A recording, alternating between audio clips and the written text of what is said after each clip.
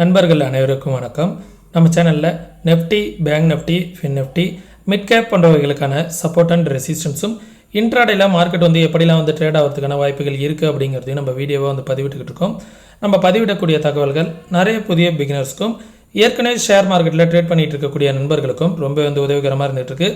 நம்ம வீக்லி அனலைசிங்கில் என்ன சொல்லியிருந்தோம், மார்க்கெட் இன்றைக்கி எப்படி ட்ரேட் ஆனிச்சு, நாளை தினம் எப்படி ட்ரேட் ஆகிறதுக்கான வாய்ப்புகள் இருக்குது அப்படிங்கிறதெல்லாம் இந்த வீடியோ மூலயமா பார்த்து தெரிஞ்சுக்கலாம் வாங்க.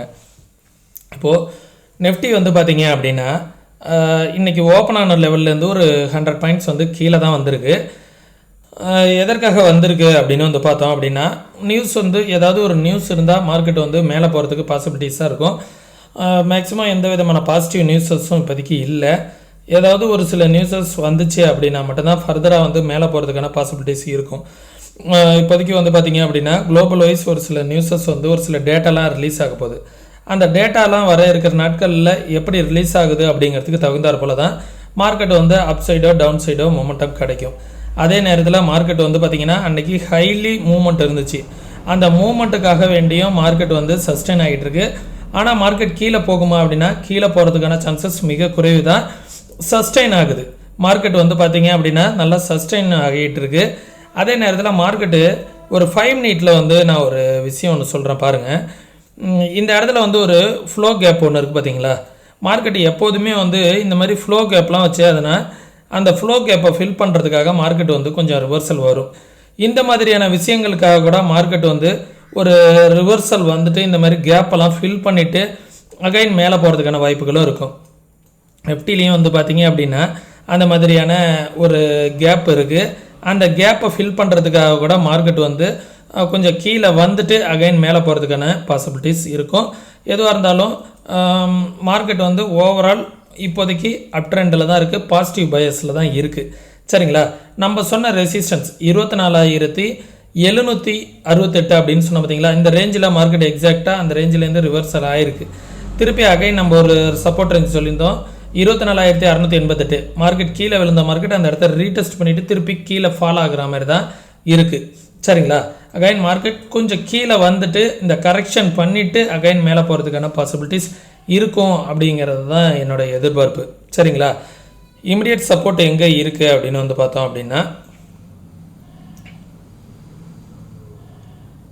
இந்த ரேஞ்ச் 24,534 அப்படிங்கிறது ஒரு சப்போர்ட். அதற்கு கீழே வந்துச்சுன்னா 24,331 அப்படிங்கிற லெவல் தான் சப்போர்ட்டாக இருக்கும். ஒன்ஸ் அந்த லெவலுக்கு கீழே வருது அப்படிங்கிற பட்சத்தில் மார்க்கெட் இந்த லெவலில் ஒரு சப்போர்ட் எடுக்கும். அன்றைக்கி சப்போர்ட் எடுத்தது பார்த்தீங்களா 24,180 அந்த ரேஞ்சில் அகைன் சப்போர்ட் எடுப்பதற்கான வாய்ப்புகள் இருக்குது. மேலே வந்துச்சு அப்படின்னா இந்த இடத்துல ப்ரீவியஸ் ஸ்விங்கில் ரெசிஸ்டன்ஸ் எடுத்துகிட்டு பார்த்தீங்களா 24,690 அந்த லெவல் தான் ரெசிஸ்டன்ஸ். அதற்கு மேலே வந்துச்சுன்னா 24,768 அப்படிங்கிற லெவல் ரெசிஸ்டன்ஸ். அதற்கு மேலே வந்துச்சுன்னா 24,858 அப்படிங்கிற லெவல் ஒரு ரெசிஸ்டன்ஸாக இருக்கும். சரிங்களா. இதுதான் நிஃப்டிக்கான லெவல்ஸு. பேங்க் நிஃப்டி கொஞ்சம் பாசிட்டிவ் பயஸில் தான் இருந்துச்சு. பேங்க் நிஃப்டி பாருங்கள் இந்த சிமெட்ரிக்கல் பேட்டர்னை அழகாக ரீடெஸ்ட் பண்ணியிருக்கு. ஆனால் நிஃப்டியை பாருங்கள் ரீடெஸ்ட் இன்னும் பண்ணலை. இந்த சிமெட்ரிக்கல் பேட்டர்ன் மாரி வச்சுட்டு மார்க்கெட் இந்த ஷார்ப்பாக ஒரு எட்ஜ் மாரி போட்டிருக்கோம் பார்த்தீங்களா. இந்த இடத்த பேங்க் நிஃப்டி ரீடெஸ்ட் பண்ணிட்டு போயிருக்கு. ஆனால் நிஃப்டி இன்னும் ரீடெஸ்ட் பண்ணல. சப்போஸ் கீழே வந்துச்சு அப்படின்னா இந்த ரேஞ்சில் கூட இப்படி ரீடெஸ்ட் பண்ணிவிட்டு மேலே போகிறதுக்கான பாசிபிலிட்டிஸ் இருக்குது. சரிங்களா. அதை பார்த்துக்கோங்க. பேங்க் நிஃப்டி பார்த்தீங்கன்னா புல்லிஷில் இருக்குது. இன்றைக்கி பேங்க் நிஃப்டி பாசிட்டிவ்லேயே தான் சஸ்டெயின் ஆகிட்டு இருந்துச்சு. கீழே வந்தாலும் அகைன் ஒரு பாசிட்டிவ் ட்ரெண்ட்லேயே தான் இருக்குது. ரீடெஸ்ட்டும் பண்ணியிருக்கு. சரிங்களா. நிஃப்டியால் கொஞ்சம் கீழே வரதுக்கான வாய்ப்புகள் இருந்தாலும் இருக்கலாம். ஆனால் மார்க்கெட்டு ஓவராலாக பேங்க் நிஃப்டியும் பாசிட்டிவில் தான் இருக்குது. நாளைய தினம் 53,888 மேலே போணுச்சுன்னா தான் பேங்க் நிஃப்டி ஃபர்தராக அப் ட்ரெண்டாக இருக்கும். சரிங்களா. அது வரைக்கும் சைட்வேஸ்லேயே தான் இருக்கும். இந்த ப்ரீவியஸ் ஸ்விங் இந்த இடத்துல கன்சல்டேஷன் ஆகிருக்கு பார்த்தீங்களா. இந்த சிமெட்ரிக்கல் பேட்டர்ன் மாதிரி வச்சுருக்குல்ல, இந்த பேட்டர்னில் ஏதாவது ஒரு பக்கம் பிரேக் அவுட் ஆகணும். இந்த லெவலுக்கு மேலே பிரேக் அவுட் ஆகணும். பிரேக் அவுட் ஆனிச்சுன்னா தான் ஃபர்தராக அப் ட்ரெண்டு. 53,888 அப்படிங்கிற லெவலு இந்த ரேஞ்சு ஒரு ரெசிஸ்டன்ஸ்.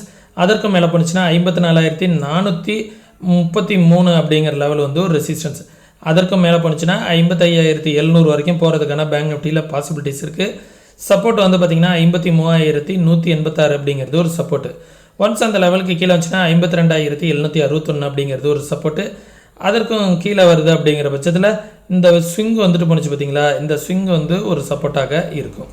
52,269 அப்படிங்கிறது பேங்க் நிஃப்டியில் ஒரு சப்போர்ட்டாக இருக்கும். ஃபின் நிஃப்டியும் வந்து பார்த்திங்கன்னா ஸ்ட்ராங் கன்சல்டேஷன் தான். பேங்க் நிஃப்டி போலவே ரீடெஸ்ட்லாம் பண்ணியிருக்கு இந்த பேட்டர்னை. பார்க்கலாம், கொஞ்சம் இந்த இடத்துலேருந்து மேலே வரதுக்கான பாசிபிலிட்டிஸ் தான் இருக்கணும். சப்போஸ் கீழே வந்தாலும் அது ஒரு ட்ராப் மாதிரி இருக்கும், திருப்பி மேலே வருவதற்கான பாசிபிலிட்டிஸ் தான் இருக்கும்.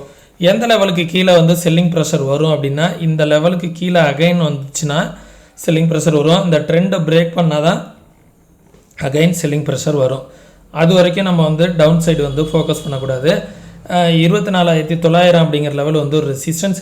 அதற்கு மேலே வந்துச்சுன்னா 25,000 அப்படிங்கிற லெவல் வந்து ஒரு ரெசிஸ்டன்ஸ். அதற்கு மேலே வந்துச்சுன்னா 25,200 அப்படிங்கிற லெவல் வந்து ஒரு ரெசிஸ்டன்ஸ். சப்போர்ட் வந்து பார்த்திங்கன்னா 24,685 இந்த ஜோன் வந்து ஒரு சப்போர்ட். இந்த இன்பிட்வீனில் மார்க்கெட் எங்கே ட்ரேட் ஆனாலும் அது வந்து கன்சல்டேஷன் தான்.